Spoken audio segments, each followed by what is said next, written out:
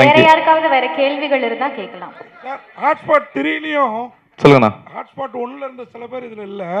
Hotspot 2ல பயங்கர success ஆயிடுச்சுன்னு சொன்னீங்க 4 நாள்ல. ஆமாண்ணா. 3லயும் இதுல இருக்க டீம்ல முக்காவாசி பேர் அது இருப்பாங்களா இல்ல அது தெரியலண்ணா, இதுக்கப்புறம் தான் தெரியும். இன்னும் முடிவு பண்ணலண்ணா. அஸ்வின் இருக்காரா? தெரியலண்ணா, இப்போ வரைக்கும் முடிவு பண்ணல. மேபி நான் இருப்பேனானே ப்ரொடியூசர் தான் சொல்லணும் சார். அப்புறம் பிரியா பவானி சங்கர் இங்க வராம இருக்கிறதுக்கு காரணம் ப்ரொடியூசர் தானா? ஏன்னா அவங்க எந்த ப்ரொமோஷனுக்கும் இல்லையே, ஜோடியா அவர் கூட போட்டீங்கன்ற வருத்தம் இருக்கும்னு நினைக்கிறேன். இல்லை, பிரியா பவானி சங்கர் வந்து ஒரிசால ஷூட்டிங்ல பிஸியா இருக்காங்க, அதனால தான் வர முடியல. சார் அப்புறம் இன்னொரு கேள்வி சொல்லுங்கண்ணா. மங்காத்தா உங்களுக்கு வந்து பாதிப்பு தந்தது. ஏன்னா திரௌபதி வந்து அவர் சொல்லிட்டே இருக்காரு எல்லா மேடையிலையும், மங்காத்தாவால தான் நான் வந்து எதிர்பார்த்த வெற்றி அடையல அப்படின்னு. ஆனால் நீங்கள் வந்து மற்றவங்கலாம் கூட தேங்க்ஸ் கிவிங் மீட்டிங்னு வைப்பாங்க. நீங்கள் சக்ஸஸ் மீட்னே போட்டிருக்கீங்க. அதை எப்படி பார்க்குறீங்க? உங்களுக்கு மங்காத்தா பாதிப்பை தரலையா? இல்லை, மங்காத்தா பயங்கரமாக ஓடிட்டு இருக்கும் போதும் எங்கள் படம் வெற்றி ஆயிருக்கு. அதுதான் எங்களுக்கு சந்தோஷம். ஏன்னா இந்த 4 நாள் சூப்பராக பண்ணியிருக்கு. அதை நாங்கள் எதிர்பார்த்ததை விட பெட்டராகவே பண்ணியிருக்கு.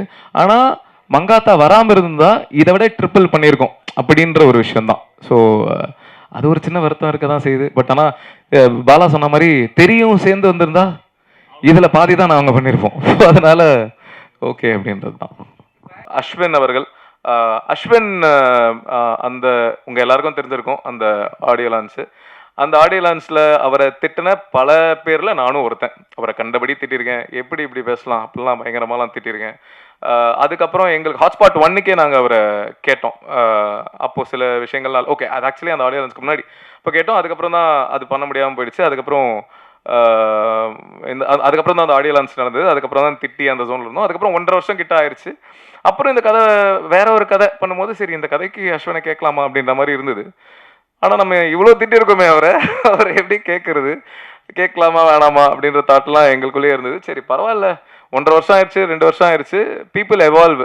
எல்லாருமே அது தெரியாமல் ஒரு ஃப்ளோவில் ஒரு எந்தூசியாசமில் நானே நிறைய சம்மந்தமே இல்லாமலாம் பேசியிருக்கேன். ஸோ எல்லாருமே பீப்புள் சேஞ்ச் இல்லை. ஸோ அதனால் அவர் அதை கண்டிப்பாக தெரிஞ்சு பண்ணல. அது இட் வாஸ் எப்படி ஒரு ஓவர்வெல்மிங் மூமெண்ட்டில் அவர் அறியாமல் நடந்த ஒரு விஷயம் தான் அப்படின்றது எனக்கு அப்படிதான் இருந்திருக்கும் அப்படின்ற ஒரு புரிதல்ல. சரி ஓகே சும்மா கேட்போம் அப்படின்னு சொல்லிட்டு கால் பண்ணேன். இந்த மாதிரி ஒரு கதை சொல்லணும் அப்படின்னு சொல்லிட்டு சொன்னேன். மீட் பண்ணலாம் அப்படின்னா அப்போ அவர்கிட்ட சொன்னேன், ப்ரோ உங்களை எப்போ அந்த ஆடியோ லான்ச்சில் எப்படி நிறைய பேர் திட்டினாங்களோ அதில் திட்டினா பல பேரில் நானும் ஒருத்தன். எனக்கும் உங்கள் மேலே பயங்கர கோவம் இருந்தது. நானும் உங்களை கண்டபடி திட்டிலாம் இருக்கேன். இதை நான் உங்ககிட்ட இப்போயே சொல்லிடுறேன். ஏன்னா அதுக்கப்புறம் யாராவது உங்ககிட்ட வந்து இதை சொல்லி அப்படின்னு இருக்கக்கூடாதுன்றதுனால அப்போவே நான் ஃபுல்லாக கிளியராக சொல்லிவிட்டு, ஆனால் இப்போ நீங்கள் அதை புரிஞ்சிருப்பீங்கன்னு நினைக்கிறேன் அப்படின்னு சொல்லி தான் மீட் பண்ணும்போது அதை சொன்னேன். சொல்லிவிட்டு அதுக்கப்புறம் கதை சொன்னேன். கதை சொன்னதுக்கப்புறம் அது பிடிச்சி அது பண்ணுற மாதிரி தான். அதுக்கப்புறம் ஆனால் ஹாட்ஸ்பாட் 2 ஹேப்பன்டு. ஸோ அஸ்வின் அதான் ஏற்கனவே சொல்லிட்டாங்க, நான் காலைல 5:30 மணிக்கு வந்தார்ல, அதுதான் அவர் வந்து உச்சக்கட்ட சின்சியரு, பயங்கர பங்க்சுவல். நானே ஜென்ரலி பயங்கர, அதாவது நான் வந்து இப்போ ஒரு மீட்டிங் 2 மணிக்கு அப்படின்னா என் அப்பா வந்து என்ன முன்னாலாம் என்ன பண்ணுவார்னா, அப்போ மீட்டிங்லாம் இல்லை, அப்போ எங்கேயாவது ஒரு இடத்துக்கு 2 மணிக்கு போனோம் அப்படின்னா என் அப்பா என்ன 11:30 மணிக்கெலாம் கூப்பிட்டு போயிடுவார். அப்பா என்னப்பா அப்படின்னா, இல்லைடா சீக்கிரம் போயிடுறது எப்பயும் நல்லது. ஏன்னா நீ 2 மணிக்கு போகணும் அப்படின்றத கால்குலேட் பண்ணிட்டு போகும்போது டிராஃபிக்கில் லேட் ஆகிட்டு அப்படின்னா உனக்கு பயங்கர டென்ஷன் ஆயிரும். அதனால் எப்பயுமே சீக்கிரம் போகிறது நல்லது அப்படின்னு. நான் 2 மணினா இப்போ 1 மணிக்கு அந்த மாதிரி போயிடுற ஒரு ஆள். எனக்கு எக்ஸாக்டாக நான் எப்படி இருப்பேனோ அதே மாதிரி ஒரு மீட்டர் தான் பங்க்சுவாலிட்டி ஃபாலோ பண்ணுறதுல. இதில் ஒரு நாள் என்ன இருக்குது, 3 மணிக்கு ஷூட்டிங்கு ஈசிஆரில். அவர் வீடு அங்கேருந்து கிட்ட தான். ஸோ ஒரு 15 மினிட்ஸ் தான் நாங்கள் ஷூட் பண்ணிருக்கோம். அவர் 3 o'clock வர வச்சிடலாம் கால் டைம். அதுக்கப்புறம் நம்ம 5க்கு கூட ஷார்ட் வச்சுக்கலாம், ஆனால் வர வச்சிடலாம் அப்படின்னு சொல்லிட்டு கார் அமிச்சிட்டோம் அவருக்கு. இது வந்து அதுக்கப்புறம் நான் கேள்விப்பட்ட விஷயம். ஸோ கார் போயிடுச்சு. இவர் காரில் ஏறிட்டார். 2:45 பிக்கப்பு ஏறிட்டார் போல். வந்துட்டு இருக்கார். ஒரு 5 நிமிஷம் வந்ததுக்கப்புறம் தான் இவர் காஸ்டியூமை வீட்டிலேயே வச்சுட்டாருன்றது ரியலைஸ் பண்ணியிருக்கார் போல். உடனே டிரைவர் அண்ணா கிட்ட வந்து, அண்ணா நான் காரை திருப்புங்கண்ணா அப்படின்னு சொல்லிட்டு காரை திருப்பி ஃப்ளாட் வாசலில் நிற்க வச்சுட்டான்னா, காரை எடுக்க சொல்லுவாங்க, யார் சொன்னாலும் போயிடாதீங்க, இங்கேயே வெயிட் பண்ணுங்க அப்படின்னு சொல்லிட்டு அடிச்சு பிடிச்சி வீட்டுக்குள்ளே ஓடி ட்ரெஸ் எடுத்துகிட்டு அப்படியே மூச்சு வாங்க காரில் ஏறி, அண்ணா சீக்கிரம் போங்க அப்படின்னு சொல்லிட்டு டிரைவர் அப்படியே ஒரு மாதிரி பார்த்துருக்காரு. அதுக்கப்புறம் வந்து ஸ்பாட்டில் இறங்கியிருக்காரு. என்னன்னு அப்படின்னா 3 மணிக்கு சொல்லியிருக்காங்கன்னா நான் 3 மணிக்கு அங்கே இருக்கணும், எதனாலையும் லேட் ஆகிடக்கூடாது அப்படின்ற அந்த பங்க்சுவாலிட்டி வந்து உண்மையாகவே சூப்பர்.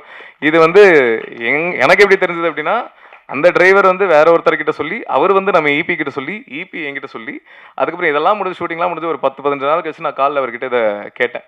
கேட்கும்போது, ப்ரோ என்ன ஏதாவது ஆள் வச்சு ஃபாலோ பண்ணுறீங்களா, எப்படி இதெல்லாம் உங்களுக்கு அப்படின்னா, இல்லை ப்ரோ சினிமாவில் அதெல்லாம் தெரிஞ்சிரும்ல அப்படின்ற மாதிரி தான் இருந்தது. ஸோ இந்த sincerity will take you places bro. அவர் பார்க்கறதுக்கு தான் கொஞ்சம் சீன் போடுற மாதிரி, ஜென்ரலாகவே கொஞ்சம் அப்படி என்னையுமே ஸ்கூல் டைம்லலாம் அப்படி காலேஜ் டைம்லலாம் சொல்லியிருக்காங்க, நீங்கள் சீன் போடுற ஆளுன்ற மாதிரி நினச்சேன், பழகினதுக்கு அப்புறம் தான் தெரிஞ்சது நீ ஒரு டம்மி பீஸ்ன்னு அப்படின்னு. அந்த மாதிரி தான் அவர் டம்மி பீஸ்ன்னு சொல்ல, பட் பார்க்கும்போது பழகிறதுக்கு முன்னாடி ஒரு எனக்கும் அப்படி தான் இருந்தது. பட் ஆனால் என்னன்னா அவர் ஒரு இன்ட்ரோவர்ட் பேசிக்கலி. ஸோ ஒரு இன்ட்ரோவர்ட் அப்படின்றதுனால அவர் ஜென்ரலாகவே introverts come across as a very rude personality, arrogant personality, அதுதான். But he is trying to change. So கண்டிப்பாக ஃபைனலி அஸ்வின் இஸ் பேக் அப்படின்னு இந்த படம் மூலமாக கான்ஃபிடென்ட்டாக சொல்லிக்கலாம். ஏன்னா அவரோட கதைக்கும் தேட்டரில் பயங்கரமான ரெஸ்பான்ஸு, எல்லாம் பயங்கரமாக என்ஜாய் பண்ணுறாங்க. ஸோ அது ஏன் மூலமாக நடந்திருக்கு அப்படின்னு நினைக்கும் போது எக்ஸ்ட்ரா ஹாப்பினஸ்ஸு. அதுக்கப்புறம் ட்விட்டரில் தம்பிராமையா சாரோட அந்த போர்ஷன்ஸ் பயங்கர வைரலாக போயிட்டுருக்கு. அண்ட் அதுக்கு ஒரு சில பேர் மாற்று கருத்துக்கள் சொல்லிட்டு இருக்காங்க. அது அப்படி சொல்கிறதுக்கான எல்லா உரிமையும் இருக்குது. இப்போ ஒரு படம் வந்து அவங்களுக்கு பிடிச்சிருக்கு அப்படின்றது அவங்களோட கருத்து, பிடிக்கல அப்படின்றது அவங்களோட கருத்து, வர்க்காலன்றது எப்படி இப்படி சொல்லலாம் அப்படின்றது அவங்களோட கருத்து. அதை நான் ட்ரூவாக ரெஸ்பெக்ட் பண்ணுறேன். ஸோ ஃபெமினிஸ்ட்ஸ் நிறைய பேர் வந்து அதுக்கு வேறு சில கருத்துக்கள் இருடா ஃபெமினிஸ்ட்ஸ் ஒரு சில பேர் சரி ஓகே அவனை இன்ட்ரடியூஸ் இந்த கண்டென்ட் மட்டும் சொல்லிடுறேன். ஸோ ஃபெமினிஸ்ட்ஸ் ஒரு சில பேர் வந்து அதுக்கு ஒரு சில கருத்துக்கள் வந்து சொல்லிட்டு இருக்காங்க. பட் ஆனால் அதான் அது அவங்களோட கருத்தாக இருக்கிறது ஓகே தான். பட் ஆனால் ஒரு சில பேர் வந்து படத்தை ஃபுல்லாக பார்க்காம அதான் அந்த தம்பிராமையா சார் கதை அந்த போர்ஷன் மட்டும் ஒரு சில போர்ஷன் மட்டும் கட் ஆகி இன்டர்நெட்டில் வைரலாக போயிட்டுருக்கு. அது ஒரு சில பேர் பிடிச்சிருக்கு, நல்லா இருக்கு அப்படின்னு பேசிட்டுருக்காங்க. ஒரு சில பேருக்கு மாற்று கருத்து இருக்குது. அதை நான் ட்ரூவாக ரெஸ்பெக்ட் பண்ணுறேன். ஏன்னா அதான் கருத்து சொல்கிறதுக்கு எல்லாருக்குமே உரிமை இருக்குது.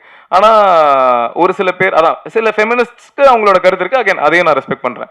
ஆனால் ஒரு சில பேர் படத்தை ஃபுல்லாக பார்க்காம வெறுமனே அந்த கட்டை மட்டும், அந்த ஒரு 2 நிமிஷம் கட்டு வீடியோவை மட்டும் பார்த்துட்டு சில சூடோ ஃபெமினிஸ்ட் அப்படின்னாலே இந்த அறவேக்காடான ஃபெமினிஸ்ட் அப்படின்னு சொல்லலாம். ஏன்னா அதுக்கு அர்த்தம் அதுதான். ஸோ அவங்க வந்து படத்தை ஃபுல்லாக பார்க்காம வெறும்னா அந்த சின்ன கட்டை மட்டும் பார்த்து மாற்று கருத்துக்கள் சொல்லிட்டு இருக்காங்க. அவங்க கிட்ட நான் ஒரே ஒரு விஷயம் தான் சொல்லிக்கிறேன், நீங்கள் படத்தை ஃபுல்லாக பாருங்க. ஃபுல்லாக பார்த்துட்டு அப்போவும் உங்களுக்கு வந்து படம் அப்போ பிடிச்சிருக்கு, அப்போ இல்லை கரெக்டாக தான் பேசியிருக்கான், கரெக்டாக தான் சொல்லியிருக்கான் அப்படின்னா ஓகே அதை சொல்லுங்கள். அப்படி இல்லை அப்போ பார்த்துட்டு உங்களுக்கு ஒர்க்கால இல்லை தப்பாக தான் சொல்லியிருக்கான் அப்படின்னா அதை நான் ஏற்றுக்கிறேன், படம் கேவலமாக இருக்குது அப்படின்னு கூட சொல்லுங்கள், அதை நான் ஏற்றுக்கிறேன். ஏன்னா அது உங்களுக்கு முழு உரிமை இருக்குது. ஆனால் எப்படி நீ சொல்லுவ அப்படின்னு கேட்கறதுக்கு உங்களுக்கு உரிமை கிடையாது. ஏன்னா எப்படி உங்களுக்கு வந்து என்ன கேள்வி கேட்கறதுக்கு உரிமை இருக்கோ அதே மாதிரி நான் நினைக்கிறத எடுக்கிறதுக்கு ஒரு கிரியேட்டராக எனக்கு உரிமை இருக்குது. ஸோ அதை நான் இங்கே தெளிவாக சொல்லிக்கிறேன். நான் என் மனசாட்சிக்குட்பட்டு எனக்கு தெரிஞ்ச வரைக்கும் நிறைய பேர் கூட டிஸ்கஸ் பண்ணி அதை எவ்வளோ கரெக்டாக எவ்வளோ தப்பாக ஆகாத மாதிரி எவ்வளோ சோஷியலி ரெஸ்பான்சிபிளாக எடுக்கணும்னு நினச்சி தான் நான் எடுத்திருக்கேன். ஸோ அகைன் முன்னாடி சொன்ன மாதிரி ஸோ ஒரு கிரியேட்டராக எனக்கு அதை நான் நினச்சதை எடுக்கிறதுக்கு எல்லா உரிமையும் இருக்குது அப்படின்றத ஸ்ட்ராங்காக சொல்லிக்கிறேன். So thank you. மற்றபடி மக்கள்கிட்ட கொண்டு போய் சேருங்க, நல்லதே நடக்கும். வெற்றி நிச்சயம்.